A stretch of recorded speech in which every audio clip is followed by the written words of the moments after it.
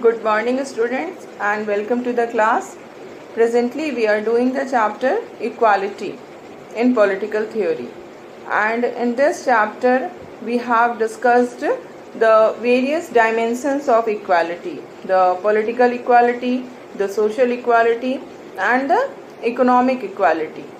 In the previous class we have completed our discussion regarding economic equality, and in this regard we have discussed two important ideologies. The one was liberalism and the other was Marxism, and we have seen that these two ideologies are opposite to each other.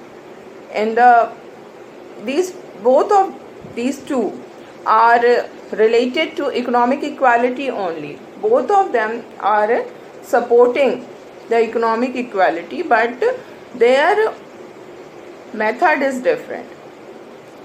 When we see Marxism, and under Marxism, it is considered that political, social and economic equality, all the three are connected to each other.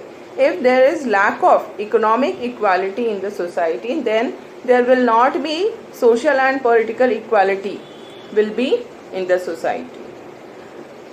And if we see this liberalism, the ideology of liberalism is this, that there is no link between economic, social and political ideology. So this is the basic difference between liberalism and Marxism. Other than this, there is one more basic difference is there.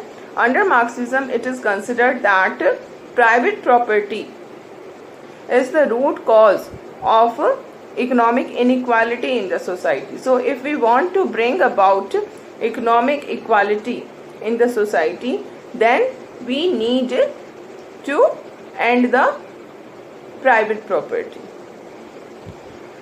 So after if there is no private property, all the resources of the state will be owned by the government, then in that case only there can be economic equality, and this economic equality will lead to social and political equality as well. So this is Marxism.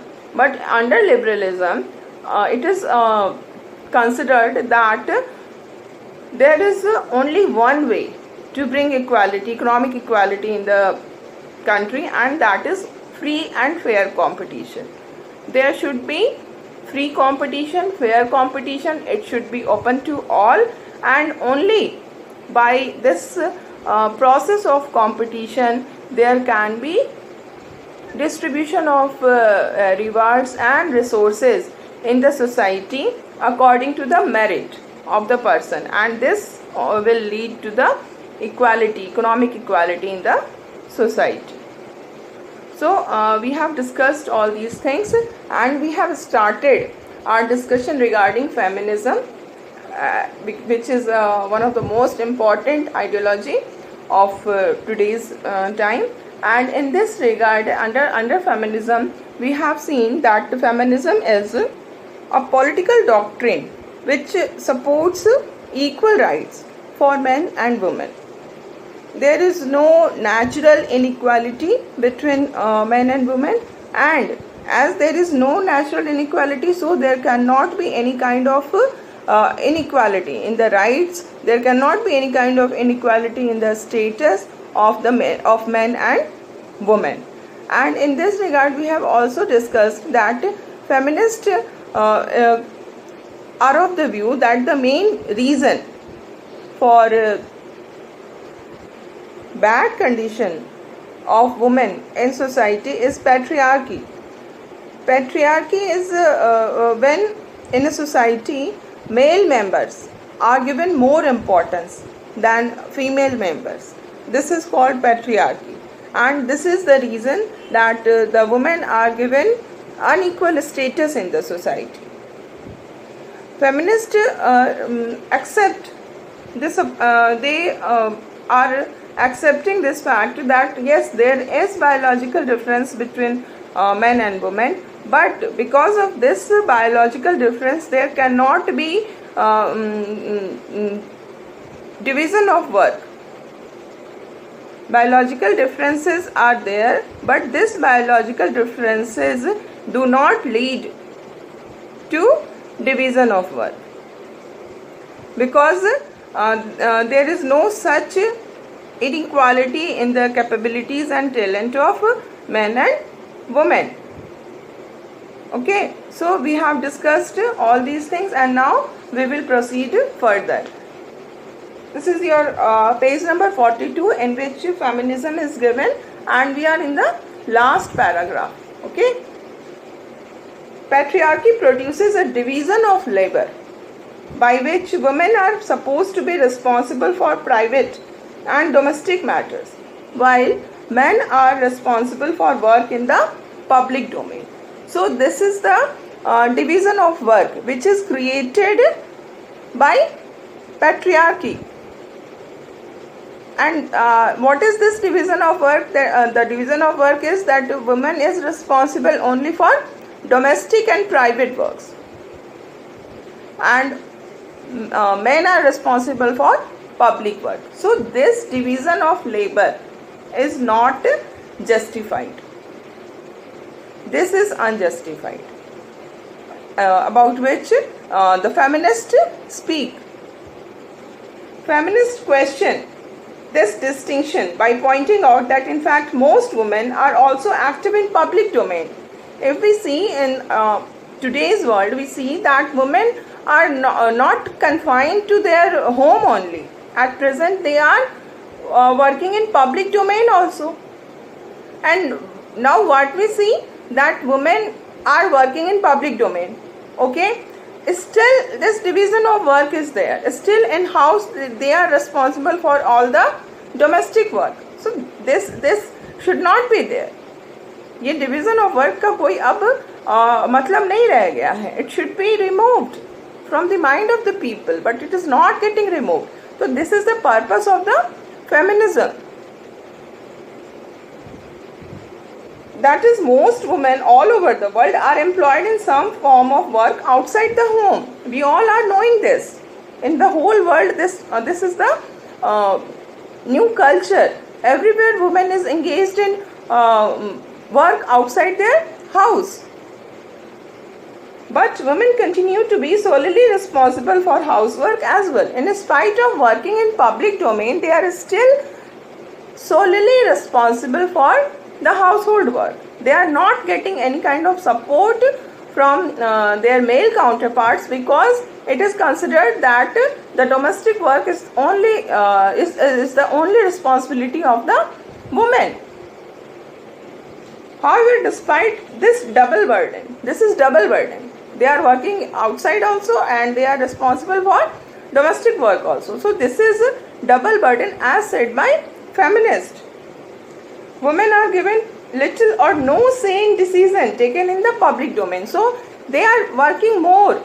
They are working in the public domain also, and they are responsible for their household work also. So this is double burden. Their work is double. But in spite of this increased work, they are not given any kind of power of decision making in a public domain. They are not the decision makers. जब decision लेने की बात आती है, तो male members are there. अगर if we consider the number of women MPs, member of parliaments in our country, we will see that it is around less than 10%. So who is taking the decisions? Law making authority जो हमारी है, the parliament, वहाँ पर 90% से ज़्यादा जो है वो मेल मेंबर्स हैं. कैबिनेट में हमारे मेल मेंबर्स हैं, फीमेल बहुत कम होती हैं. तो what is this? This is inequality. They are not given any kind of representation in the government. They are not given the right to take decisions. तो अभी भी मेंटालिटी जो है वो दैट इज़ नॉट चेंज. अभी भी हम यही समझ रहे हैं कि जो औरतें हैं they are not capable of taking decisions. That is why they are not given power and authority regarding decision making. So this should be changed. This is the ideology of feminism कि अगर एक तो वो double work कर रही हैं and in spite of this double burden they are not given any kind of decision making authority. Feminists contend that this public-private distinction and all forms of gender inequalities can and should be eliminated. So there is no need of any kind of gender discrimination because हर जगह जब women जो हैं वो men के बराबर में आ चुकी हैं, फिर what is the need of this inequality? There is no need of inequality and this must be eliminated. Then only the condition of the woman will be improved. Okay, so this is all about feminism. We have discussed completely this topic and now we will move to a new ideology that is very much equal to Marxism, and the ideology is socialism.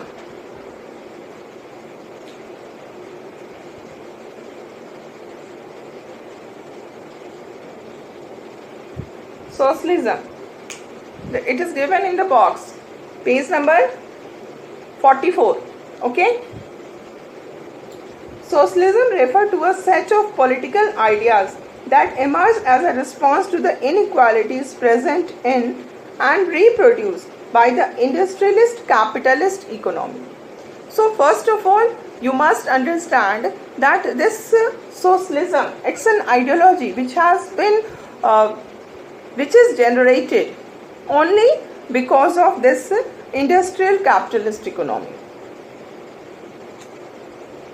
So first of all you must understand the meaning of industrial capitalist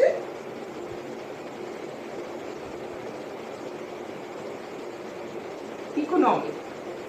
In the capitalist economy what happens that some are owners of the resources and some are workers. So what happens that the system is such that owners are getting benefit, whatever profit is happening because of economic activity, that profit is of the owners. So what happens that in this system, in this capitalist system, the few rich becomes richer because they are owner of the resources. So they are getting profit out of economic activity, and this profit is increasing their capital again, and thus the rich is becoming richer. And on the other hand, the workers who are doing physical work, and because of their physical work only this profit is being made, but they are not given any share in the profit. Instead they are exploited, they are given lower wages, they are their working condition is also very bad, they have to work in a bad working condition. So the whole system, the capitalist economy, is based on the exploitation of this workers, the worker class, and by exploiting this worker class the owners are getting profit. So what happens, the poor is becoming poorer and the rich is becoming richer. The rich are few and the poor are poor are in very large number. So this is capitalist economy, जहाँ पे private individuals जो हैं they are the owner of the resources. Okay. So socialism refers to a set of political ideas that emerged as a response to the inequalities present in and reproduced by the capitalist economy, industrialist capitalist economy. Okay. The main concern of socialism is how to minimize existing inequality and distribute resources justified. So what happens that we have seen, I told you how this industrial capitalist economy work. So now the socialists are the thinkers. Socialism is the ideology which want equality. There should be equality, equal distribution of resources among the people. There should not be such a conditions, there should not be such a system in which only few rich people are getting opportunity and they are becoming rich, more rich, and the large number of people are poor, and the system is such that it is making them poorer. So this socialism is against this inequality, and its main focus is how to bring equality in the economy. Although advocates of socialism are not entirely opposed to the market, they favor some kind of government regulation, planning, and control over certain key areas such as education and healthcare. So what we find that socialism, the ideology of socialism, it is not completely opposed to the market. So now you must understand the meaning of market. What we mean by market economy.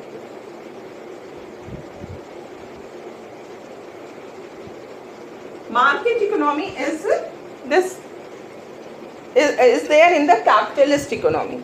जब capitalist economy होती है तो उसी को हम market economy भी कहते हैं. What is this market economy? In market economy, the value, the price, not value, the price of any commodity is determined by two factors. There are two factors which determine the price of a commodity, and these two factors are demand and supply. I must told you that these are very basic things, and it will come again and again in your subject. In 12th also, this basic concept is very much important in order to understand the content. So make all these things very clear. Okay, so what happens, this market economy, in this market economy, the price of the goods and commodities are determined by these two factors. Okay, if demand is very high and supply is low, demand बहुत ज़्यादा है but supply जो है वो low जा रही है, तो what will happen, how the price will be determined? The price will be high क्योंकि डिमांड ज़्यादा है और सप्लाई कम है, तो प्राइस ऊपर जाएगा. एंड द सेकेंड सिचुएशन, जबकि डिमांड बहुत कम है बट सप्लाई ज़्यादा है, then in that case what will happen, the price will lower down, price नीचे जाएगा क्योंकि डिमांड नीचे है और सप्लाई हमारे पास है. तो these are the two factors. ये बहुत ही सिंप्लीफाइड मैंने बताया है. It's a very simplified explanation of this market economy. Okay, so demand and supply are the factors, and in this market economy there is no interference by the government. Government will not interfere in the market. The price of any commodity or good will not be fixed by the government.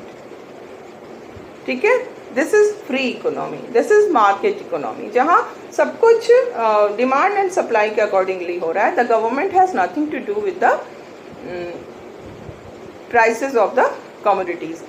Suppose some commodities which are very very essential, without which we cannot live our life, and these commodities are in their price is very high because of these factors, demand and supply. So in this market economy what will happen, that the poor will be suffered, because हम क्या देख रहे हैं, जो basic चीज़ें हैं उनकी भी प्राइस बहुत ज़्यादा अगर हो जाती हैं, तो what will happen, that this poor section will not be able to purchase that goods or commodity, so the poor will be in disadvantageous condition, क्योंकि प्राइस जो है वो बहुत ज़्यादा हो जा रही है तो पुअर ही उससे अफेक्टेड होंगे, है ना. And there is no interference by the government, so everything is decided by demand and supply, so poor will be affected badly in this kind of economy. Now there is another economy which is called socialist economy. In this socialist economy, what we find that the market is not totally free. There is regulation by the government. The government is regulating the prices of basic commodities, those things which are important to fulfill the basic needs of our life. तो वैसी जो बहुत ही important चीज़ हैं उनकी price जो है वो government decide करती है. Why there is interference by the government? Because government is interfering only for the benefit of the poor section of the society. क्योंकि अगर प्राइस हाई जाएगी तो poor section will be affected badly. तो कैसे poor section को हम secure करें? How poor section should be able to purchase the basic necessities of their life. तो इसके लिए गवर्नमेंट इंटरफेयर करती है in socialist economy. That is not free economy. वो फ्री इकोनॉमी नहीं होती है, उसमें गवर्नमेंट का इंटरफेरेंस होता है, गवर्नमेंट का रेगुलेशन होता है, गवर्नमेंट प्लानिंग करती है, planned economy होती है. And the purpose of planning is not only economic growth, but the purpose of planning is to bring economic growth with equality, with social justice. Okay, so this is socialist ideology regarding this economy. कैसा होना चाहिए economy? Economy को हम free नहीं छोड़ सकते. अगर economy free जाएगी तो हमारे जो पुअर सेक्शन है उनके लिए वो डिसएडवांटेजियस होगा एंड जो रिच सेक्शन उनको कोई प्रॉब्लम नहीं आएगी. सो अगर इकोनॉमी को फ्री छोड़ा तो ये प्रॉब्लम आएगी. That is Y economy should not be completely free. It should be under the control of the government. And किस तरह से कंट्रोल होगा? Government will regulate the prices. The government will go for planned economy. As we have seen in our country also, we have adopted this planned economy after getting independence. हमारा planning commission बना and this planning commission was responsible for making 5-year plans for the economic growth of the country with social justice. तो these are the things. हमारे यहाँ क्या होता है?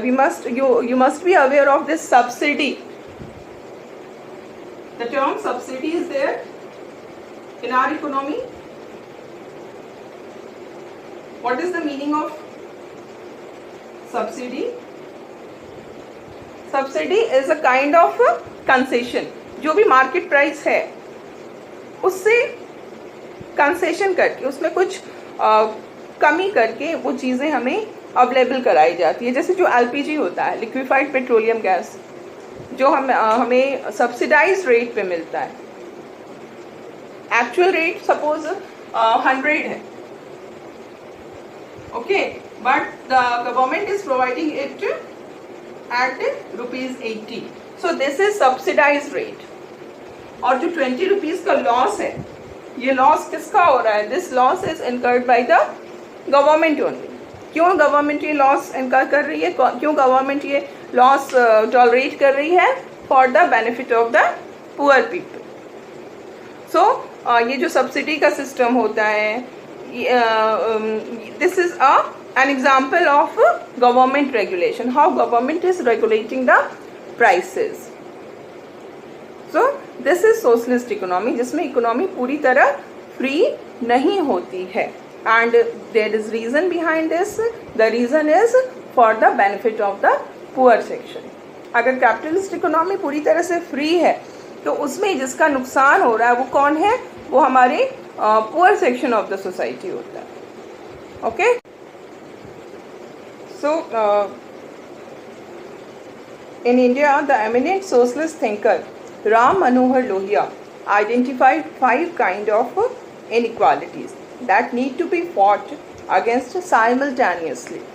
So Ram Manohar Lohia, who is an important socialist thinker of our country, he is of the opinion that there are 5 types of inequalities, and we have to fight these inequalities simultaneously. मतलब एक साथ हमें इन सारी inequalities के साथ लड़ना होगा if we want to eliminate these inequalities. Inequality between man and woman. So first of all, the first inequality about which Ram Manohar Lohia is talking is inequality between man and woman. So Ram Manohar Lohia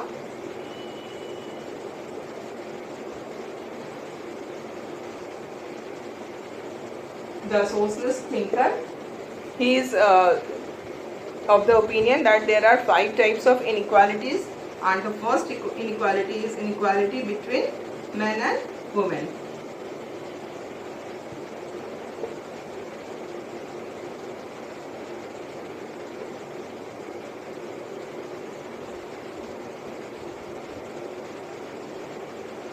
The second inequality about which Ram Manohar Lohia is speaking is inequality based on skin color.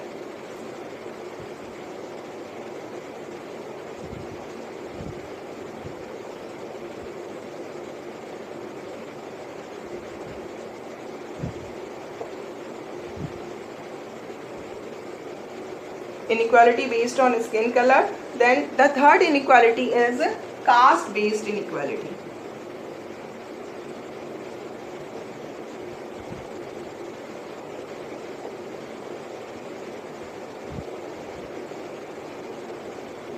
Caste based inequality. Then after this, colonial rule of some countries over others. So the fourth inequality is colonial rule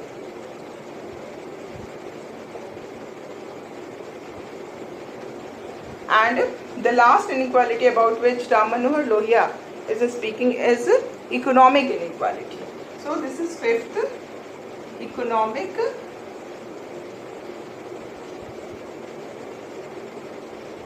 inequality. So these are 5 kinds of inequality which is prevailing in society. Inequality based on gender, inequality based on skin color, inequality based on caste, then inequality which is the result of the global inequality, in which we see that some countries are developed and some are developing, and in this way the developed countries are making the developing countries or the poor countries their colony. And the fifth inequality is economic inequality. So this might appear a self-evident idea today, but during Lohia's time it was common for the socialists to argue that class inequality was the only form of inequality worth struggling against. So nowadays what we see that these inequalities are very much common. We always talk about that there should not be any kind of inequality on the basis of gender, on the basis of color of the skin, on the basis of caste, है ना. तो ये चीज़ें क्या है, there should not be any kind of domination of developed countries on the developing countries. So these things nowadays we are used to, we are familiar with all these concepts and all these forms of inequality. But the time